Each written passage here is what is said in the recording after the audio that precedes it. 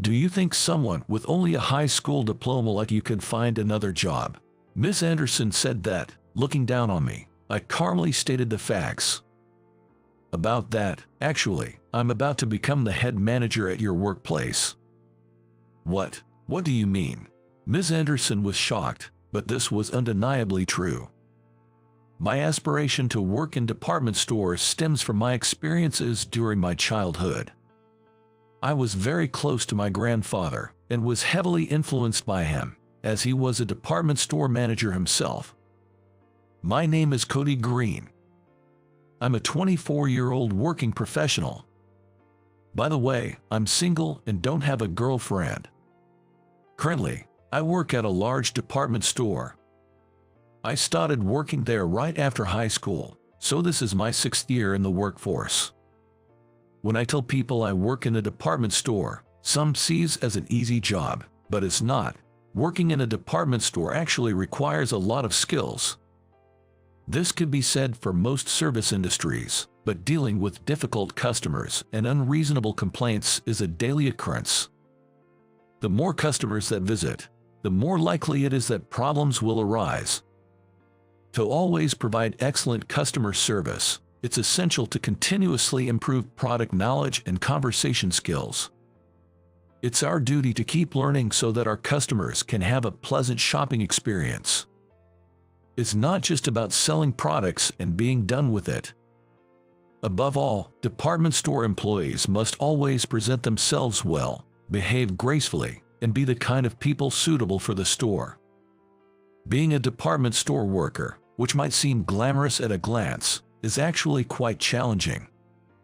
There were times when I felt like giving up, but during those times, I would always think of my late grandfather. My grandfather passed away when I entered elementary school, but until then, he had always managed a department store inherited from his father in our local town. The department store my grandfather owned was not very large, perhaps because it was a family business. However, with the expertise he'd accumulated over the years, it was always bustling and beloved by the locals. With its glitzy displays and the constant stream of people, the department store always felt like a vibrant festival.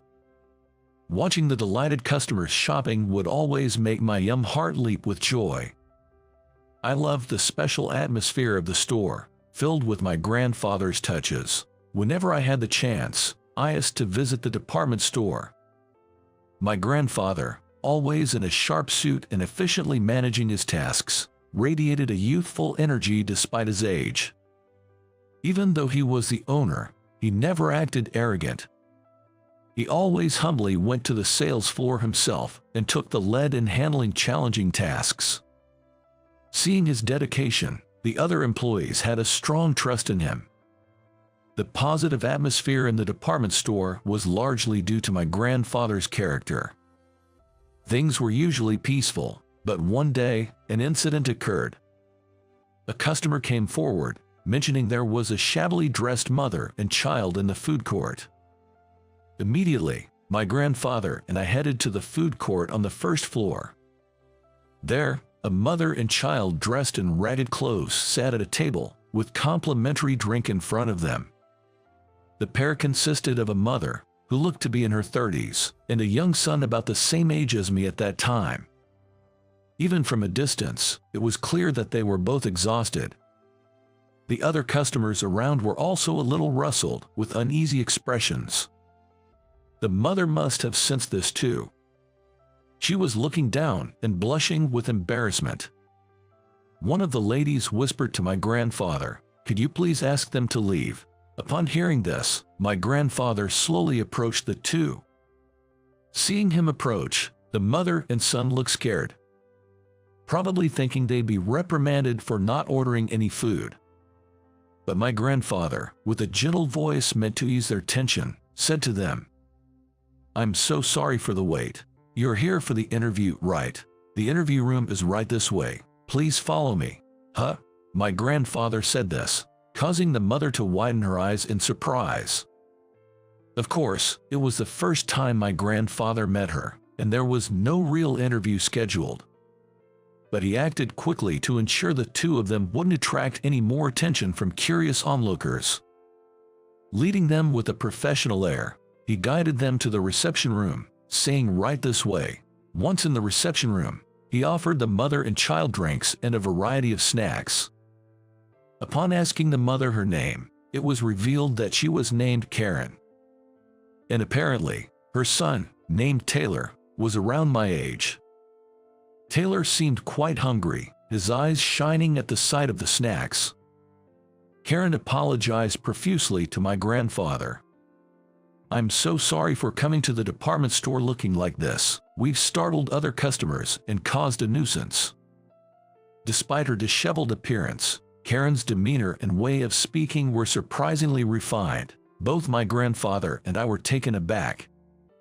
Taylor also began to eat the snacks neatly after saying thank you. This parent and child seemed to have proper manners and social skills. "It's no trouble at all, but if you don't mind sharing, is there something difficult going on?" "Well, my husband was abusive, and I managed to escape with my child. Daddy was really scary." "That sounds tough," I said to Taylor, feeling sympathetic even at his young age. "At first, we stayed in hotels to avoid sleeping outside, but we ran out of money, and that's why we were in the food court. I'm truly sorry. There's no need to apologize so much. We've had folks like you come into this department store before. In fact, I have some pamphlets from social services. Would you like some information?" Seeing this, my grandfather handed her a brochure. Karen thanked my grandfather multiple times. "Thank you. I never knew there were shelters for women suffering from domestic violence. I think we'll seek help from them first."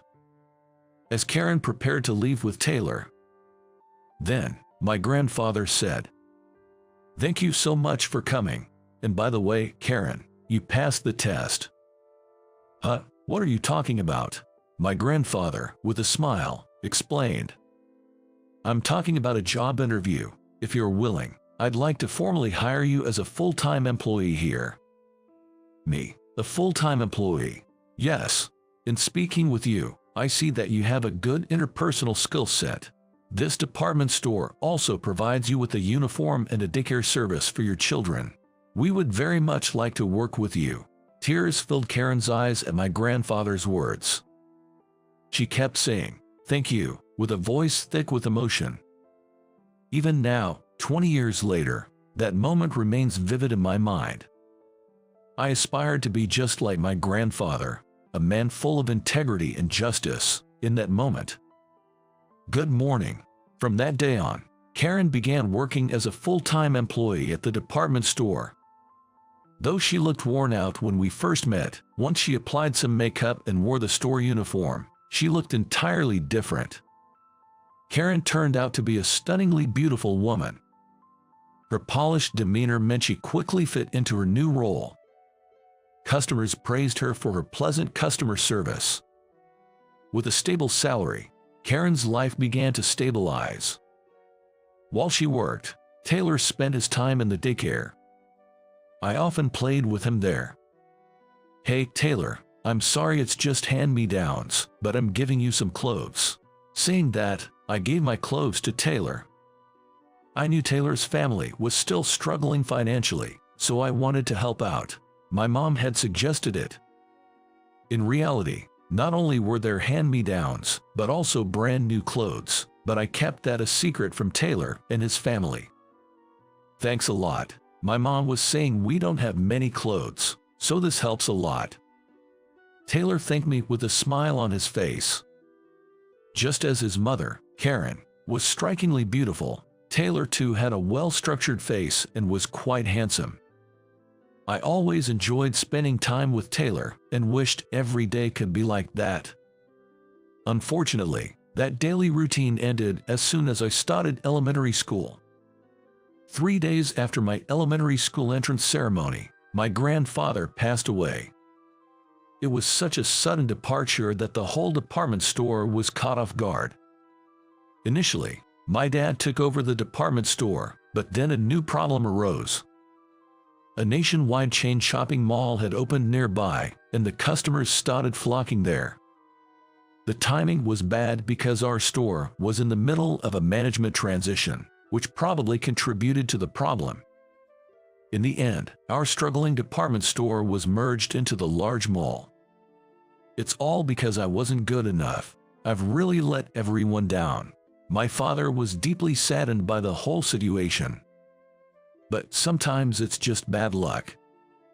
My mom and the other employees didn't solely blame my father for everything. It's sad that the memories of the department store with my grandfather are gone, but sometimes you just have to accept fate.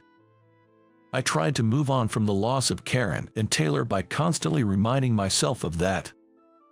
Thanks to my father's connections, Karen got a full-time job at a department store in a neighboring state. Karen came to say her thanks when she was leaving. I can't thank you enough for all the help and for introducing me to my new job. No problem at all. You've contributed a lot to the department store. Wishing you the best in your new venture. I wanted to say goodbye to Taylor as well, but unfortunately, he wasn't there. Taylor, being only 7 years old at that time, seemed unable to accept the situation. The loss of the department store, filled with memories of fun times at the daycare, seemed to have taken a toll on him. I wondered how Taylor is doing now. Even in high school, I often thought of him. Currently, both my parents work at different department stores.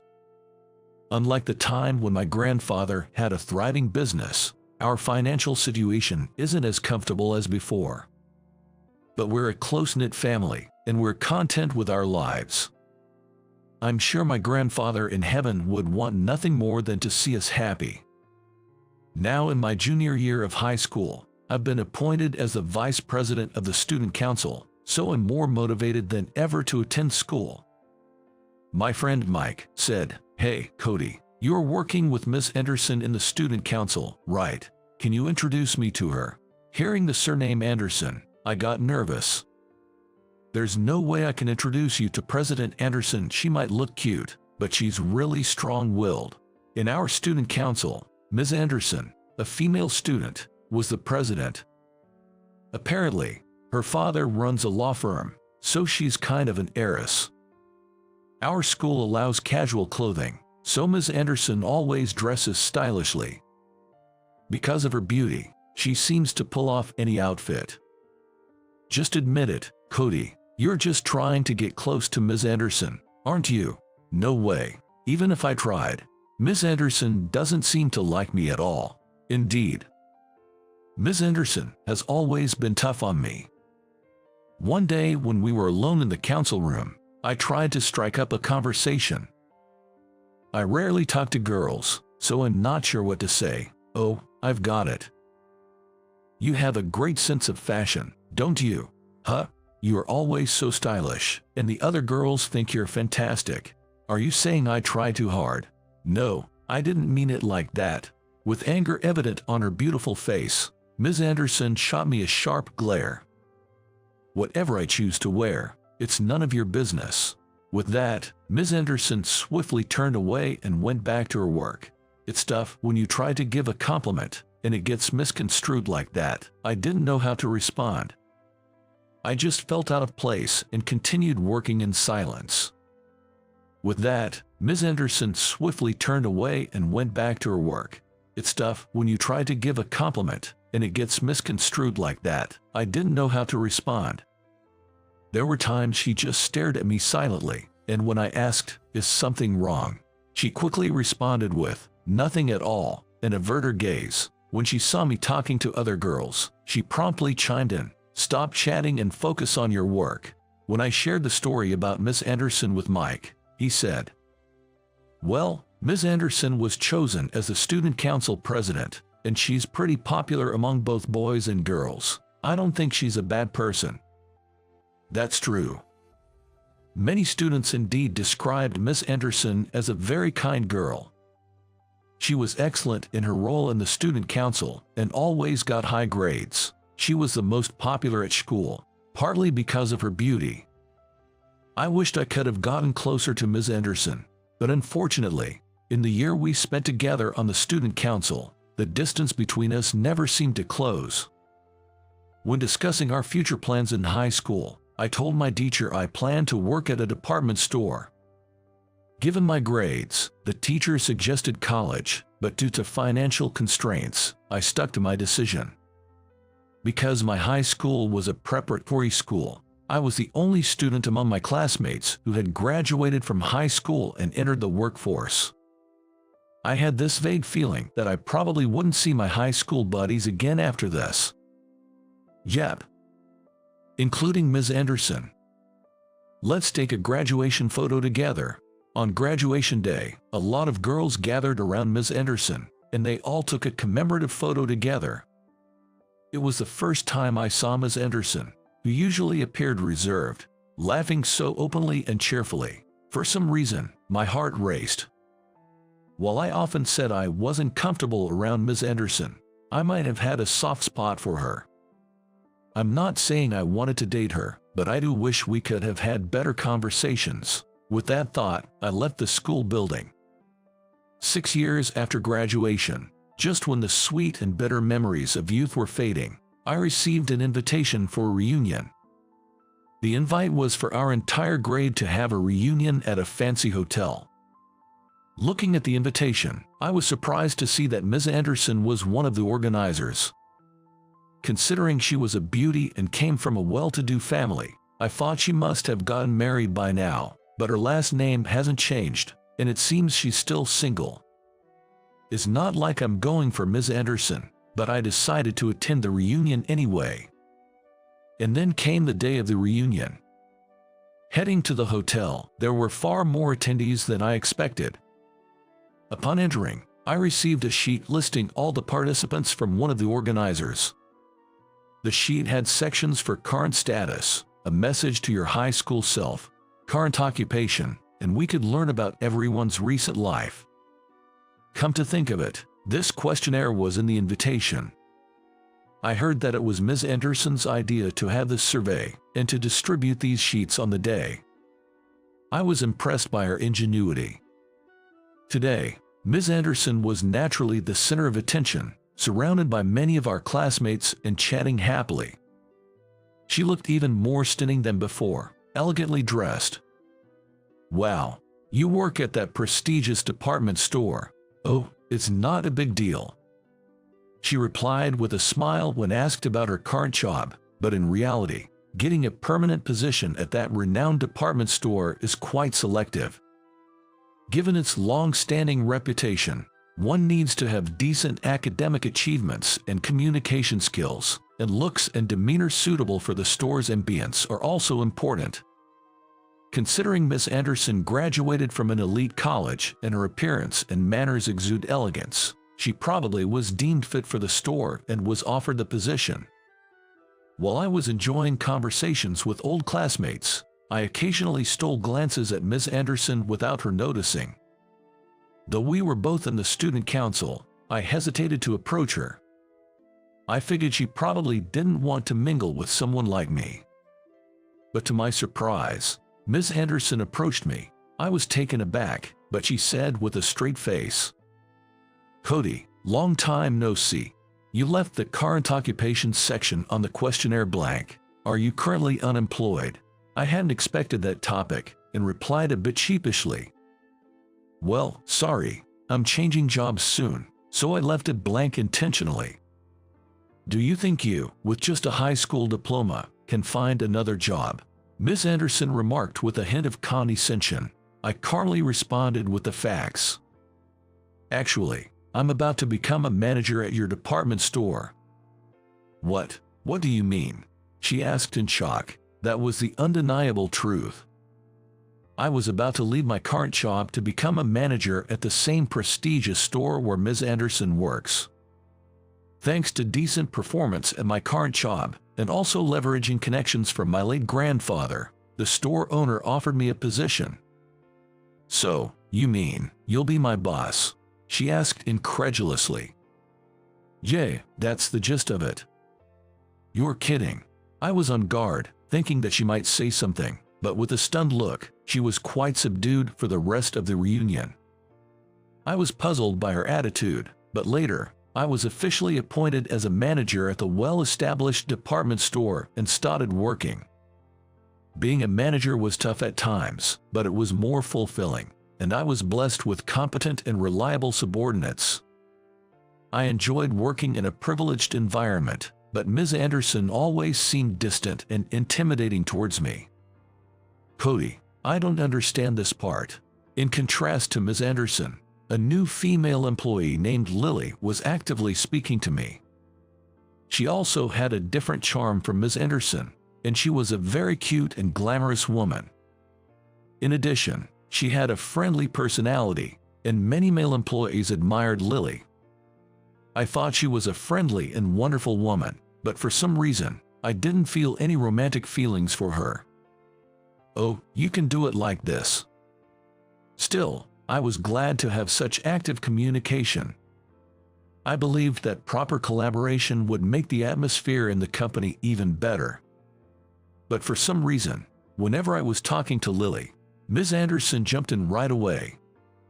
Hey, Lily, if you don't understand something, ask me or others. Yikes, Ms. Anderson. What's with the yikes? Manager has more important work to do. Come to think of it, this kind of thing happened in high school too.